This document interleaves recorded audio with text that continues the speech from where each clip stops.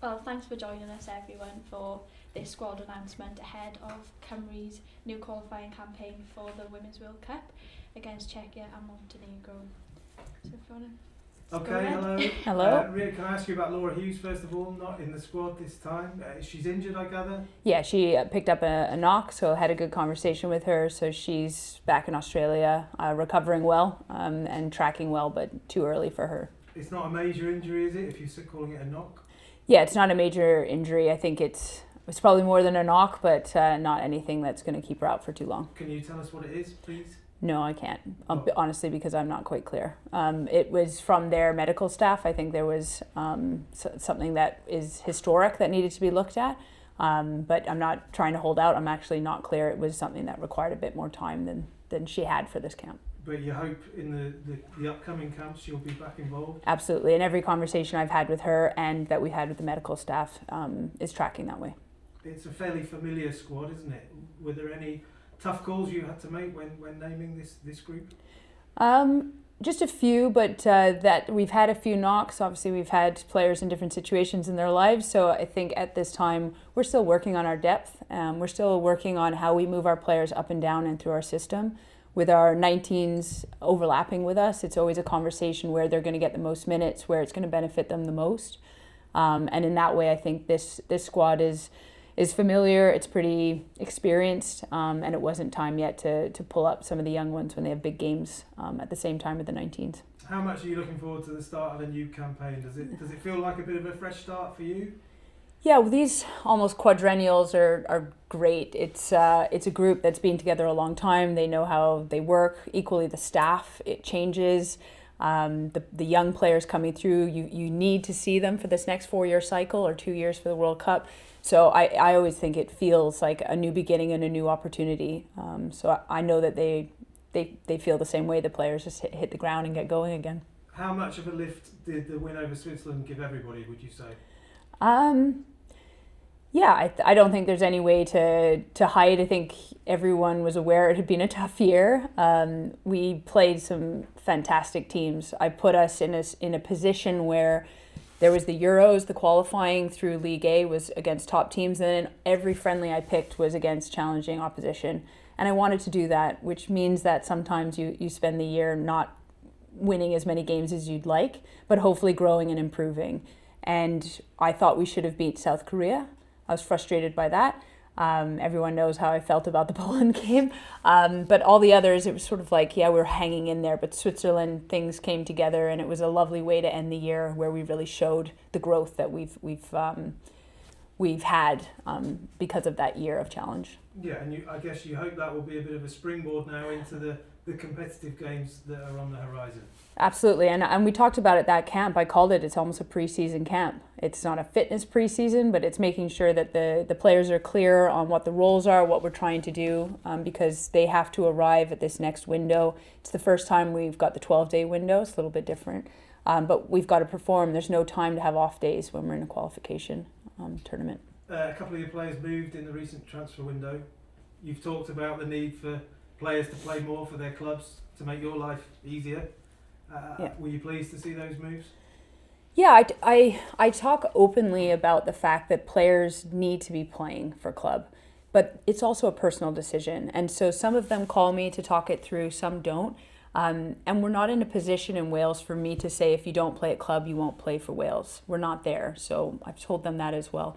What I like is the fact that players are not as comfortable just being at great clubs and just getting little bits of minutes.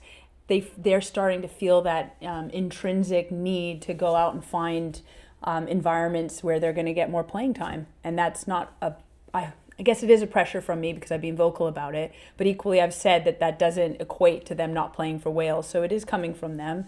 And I do think it's important that our players are pushing for minutes, important minutes, meaningful minutes with their club. John Gray has left your coaching setup since we last spoke to you. Can we get your thoughts on that? And how does that, well, it must change things. How does that change things within your coaching team? Yeah, John Gray, I hope everyone knows how appreciative I am of what he gave to the women's program. He's been a massive part of it before my time and during. The last sort of year we've been talking about this move. He really wanted the opportunity to lead a team, so he's moved to the boys' side. And we knew we were going to miss him, but equally, what a great opportunity for him. The players are really happy for him. And he'll be a loss, and any coach is not directly replaceable, so he will be a loss, but equally, I think I've brought a new technical team around me who are going to fill in some of the great jobs that he delivered. So it's, again, a fresh start, a new opportunity, and he will be hugely missed, and I'm really happy for him in this new opportunity on the boys' side.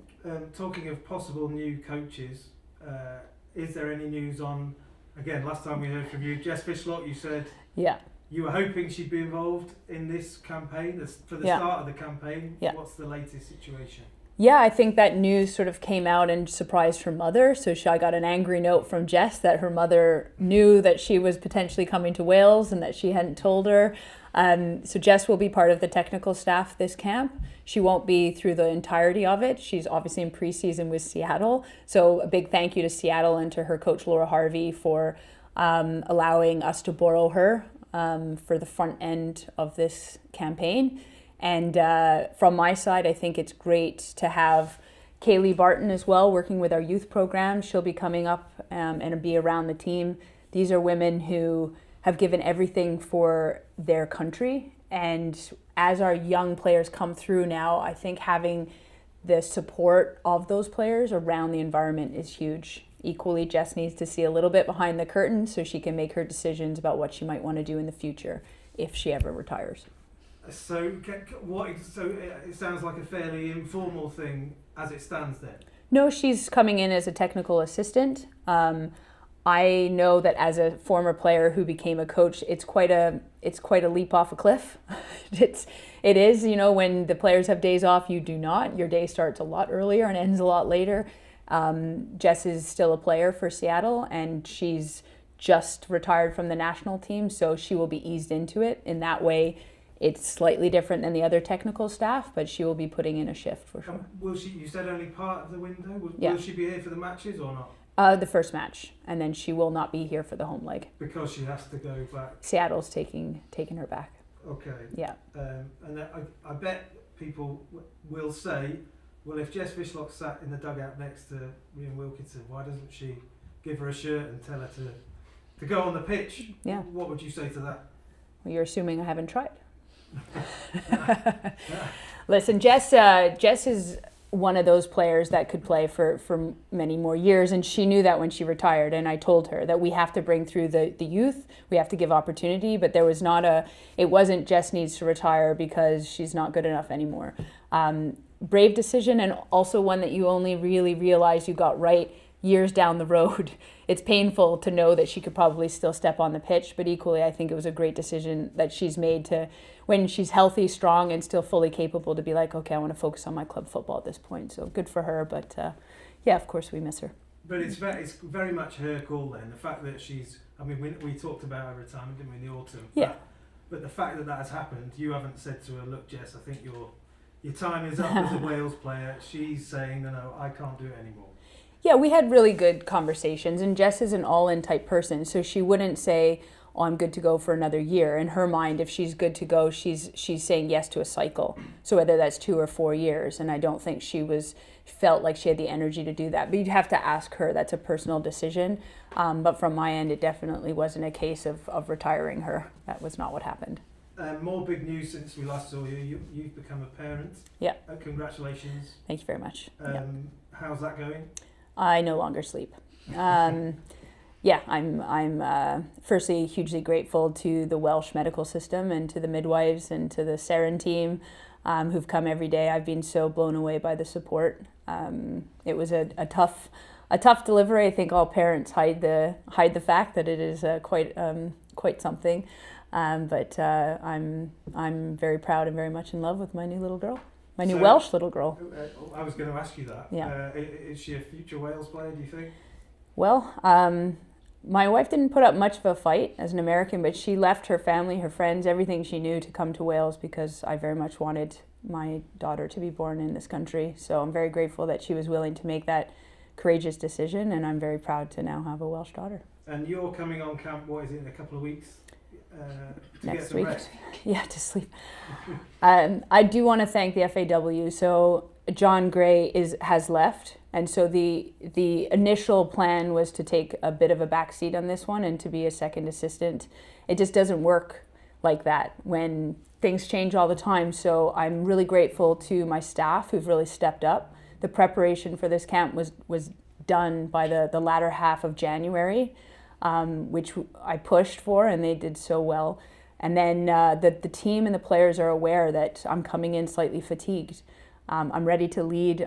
I like being very organized. In that way, this is probably the first time I'm coming in where I feel like I'm not as controlled as I usually am, but equally, what an opportunity for the team the coach is one person, and the players know that they're ready, and they'll have everything they need in order to perform. But it has come very quickly, and it will be a balance between being on kind of maternity leave and also being part of a qualification campaign. So the FAW has been great about supporting my family while I'm away, and where if they can stay in the hotel a couple nights just so I can help with some of the night. We don't have any support obviously in Wales with family, so we'll have to balance that. So the family will be in camp, will they, for some of it? Potentially, yeah.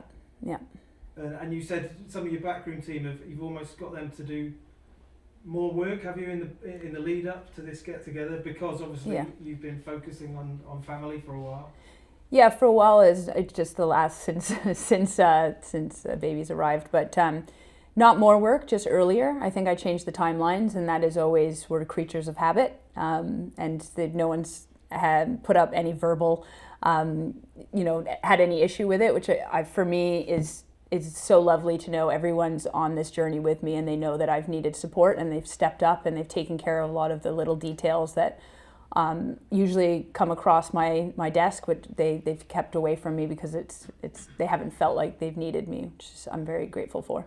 Thank you. Thank you. Diolch. Hi, Rhian. Hi. Can I add my congratulations? Thank you very much. For your arrival.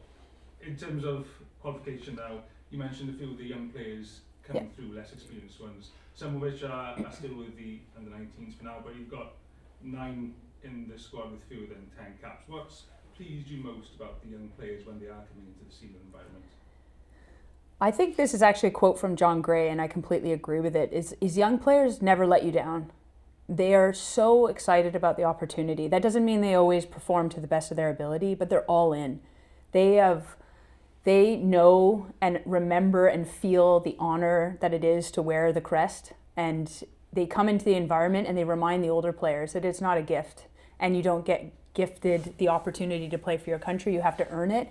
And they come in and they're knocking on the door and they're putting in tackles and training. They're not trying to like dance around anything. They want to earn their spot, and I think they've been doing that. And I think it's a testament to the work through our youth programs that we now have this generation coming through, and it's a healthy system that we see where we have 17s moving through to 19s, 19 through to the seniors.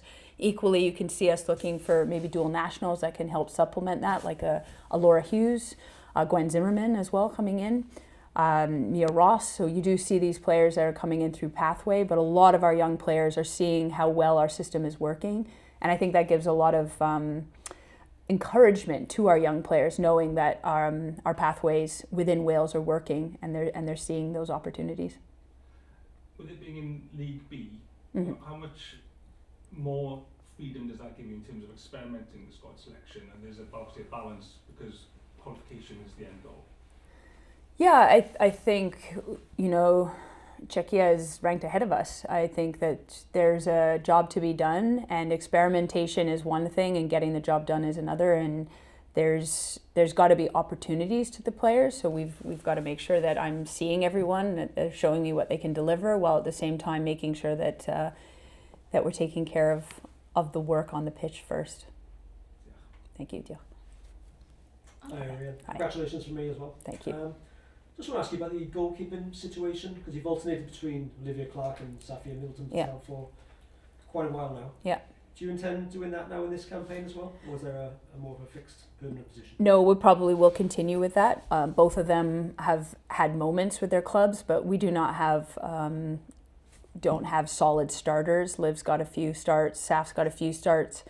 It's a problem I know with the men's team as well, but both of them have performed for Wales, but I don't feel either of them's really grabbed the jersey yet. So I try not to make it that it's a combative environment. They know before they come in which games they're going to be playing, so that I try to tell them that you just got to perform for your game. And if they can do that consistently, they'll grab the number one. But I do not feel one of them has taken that number one role yet. You mentioned earlier the fixtures that you had in 2025. Difficult, some tough matches, some tough results. Yeah. But what do you feel the players have learned from that experience? What have you learned from that experience? And how much better equipped are you now from what's gone on in the last year? Just learned so much against top opposition, and we at the end of the year you put together a presentation to present back to the FAW, to the technical staff, about the year, about what we've learned, and it's always an important thing for me to do. We looked back at the year before, 2024, and the average placing of our teams that we played was somewhere in the 60th in the world, where it was 11th in 2025, and that's important. This is where we want to be. It's important that we see the gaps. I think if we were to play a team where we win 6-0, what are we learning? I mean, those are fun every now and then, don't get me wrong, but it's really important to make sure that I stress the players, that I see who crumbles under pressure, that I see who steps up, that the young ones are hungry and ready. Like, that's what that whole year was about. Obviously, there's the Euros on the front end, and then the back end is who's hungry for this. We have got a very young squad, hopefully, coming through, who are going to need blooding in, who are going to need those stressful experiences to know whether they're ready for this World Cup campaign. So huge learnings were made by me as well. And I said to the team, I said, we could have made this year a lot easier for you if we looked back on this and I gave you that option. If I asked you your opinion on who we should play in our friendlies, would you have changed anything? Because I thought it was interesting to know what they would say, and they really thought this was a year where they stepped forward. And I like that they were able to frame it like that. It wasn't easy, it was really hard. I think the media held us to account, which is what I said. Like, let's make sure that we're pushing our standards, because we want to be a nation that's pushing the top countries in the world. And it's nice to see that the players themselves are doing that as well, that they're holding themselves to account, and that they know that there were games last year that we should have won. Equally, there are games where we really played well, and I think are starting to show how good we are and how good we can be in the future. Thank you. Thank you. If there's no other questions, we'll leave it there. Diolch yn fawr. Thank you very much.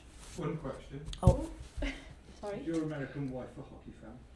A hockey fan? No, it wouldn't work, would it? Because I'm a Canadian. We can't have a Canadian-American hockey fan in the same household.